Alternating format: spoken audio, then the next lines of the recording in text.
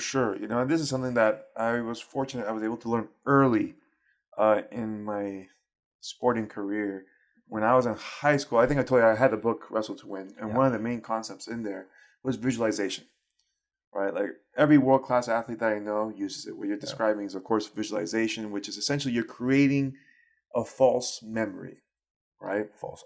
I like that. So the idea is, like, I always tell people, like, oh, did you train yesterday? And they're like, yeah. How can you prove it? Use the memory, right? Yeah.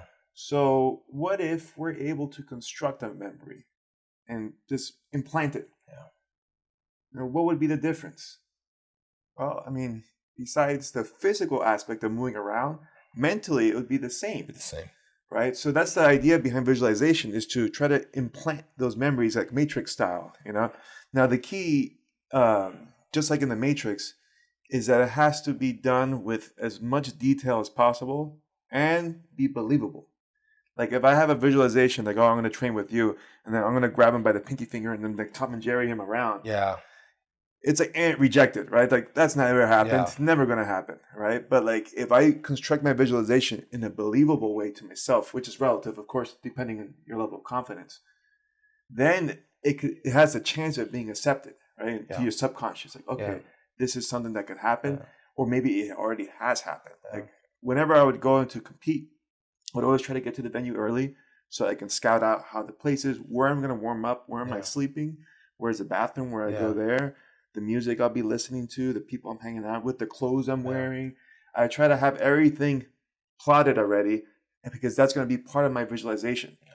So when I do that, it's not familiar. Exactly. And that's one of the things that I've been here before. Yeah. I've done this before. I already finished this guy. I swear, like people like ask me, like I get this question all the time. It's like I don't even like talking about it because I get that question so much. But like, oh, was it like finishing Marcelo Garcia, right? And I go, in my head, I finished him 100 times, like an hour before. Like I was finishing in my head so many times. Like, and I truly believe that these visualization drills, like I never like to drill. People like drilling. Like I see some of the repetition people do. Some of it is pointless. Some of it is useful. Some of it is pointless to me. It depends on what you mean by drilling. But I never did that. Like no one ever taught me the Darce or the guillotine. I just like Neo. I see it. I'm like, oh, next time someone sticks their neck out there, I'm gonna go for it. But a good friend of mine, Joey Varner, same guy, because we were having this conversation years ago, and he looked at, like, think of the mind as like a football field, right? If you walk that same path over and over and over across, say, like a straight line or a zigzag or whatever, what happens to the grass? It turns into a trail, right? And you keep walking that path over and over and over, it turns into a trail. What happens if you stop walking that path? Mm-hmm. The grass grows back, right? So that's how you should think of the mind, as something that if you're reinforcing certain thoughts, that's going to turn into a trail and eventually into a road. So I would see myself like going for certain moves over and over and over. This helped me a lot in my fights too, because if I knew my opponent, I knew he knew me, and I know what his game plan is, and you know what my game plan is, I know where no man's land is. That's what I call it, the middle ground, where the fight takes place, right? Where our strengths meet. Once I know where no man's land is, I can start visualizing strategies that will be effective in no man's land. So now I can go, okay, this is what Dave's going to be trying to do to me. This is what I have to do to counter. And this is the counter to the counter. So I visualize every single likely scenario in no man's land 1,000,000 times in my head. When the time comes, it's not a trail, it's a road. Yes. And there's no hesitation.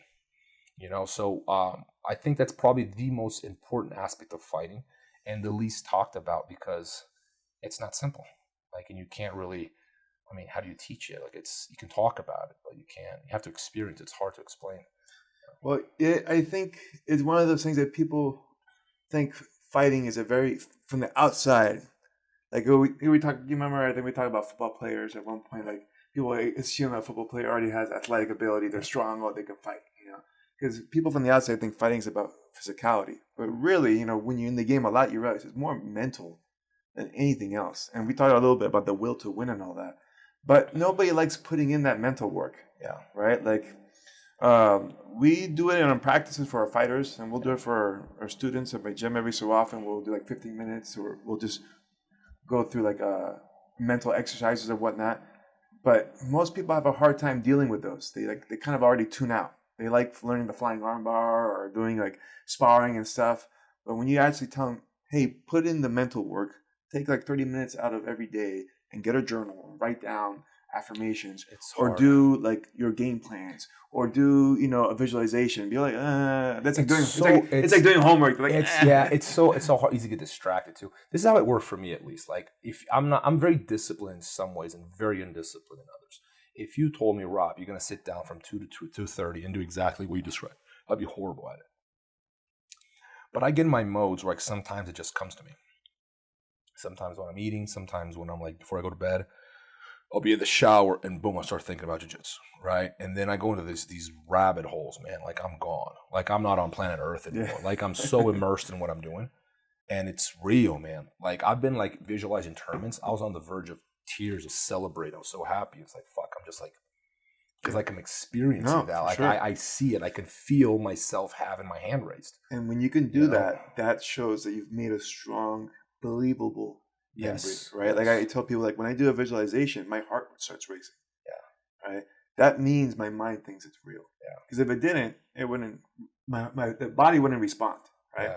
But like, I'm seeing a match where adrenaline goes up. Yeah. The heart's pumping. I can feel like, no.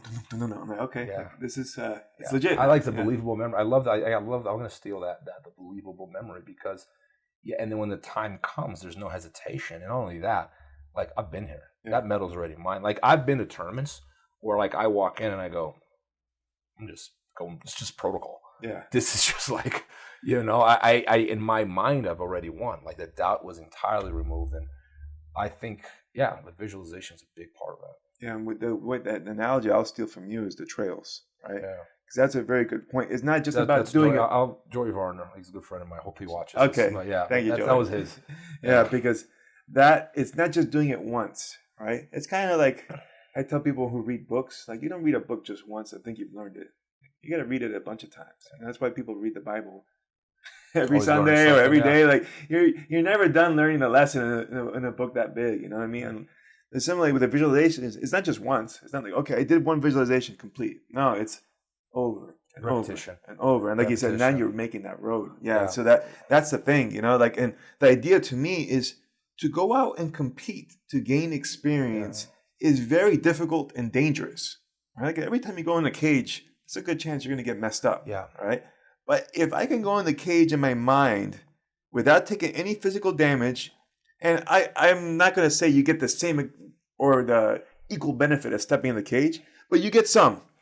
Maybe instead of 100% of the benefit of experience of walking in there for real, maybe it's like 20%. Yeah. Hey, that's 20% you wouldn't have got otherwise. Yeah. And I could do that 100 times. I could do that every day. And you can do it when you're exhausted and overtrained too. Yes. That's the other thing. Like, when I had, like, I'm overtrained, like, in my mind I was training. I was just doing the mental training you were describing, like the homework of thinking, the thought process of, like, of fighting and, going through the motions.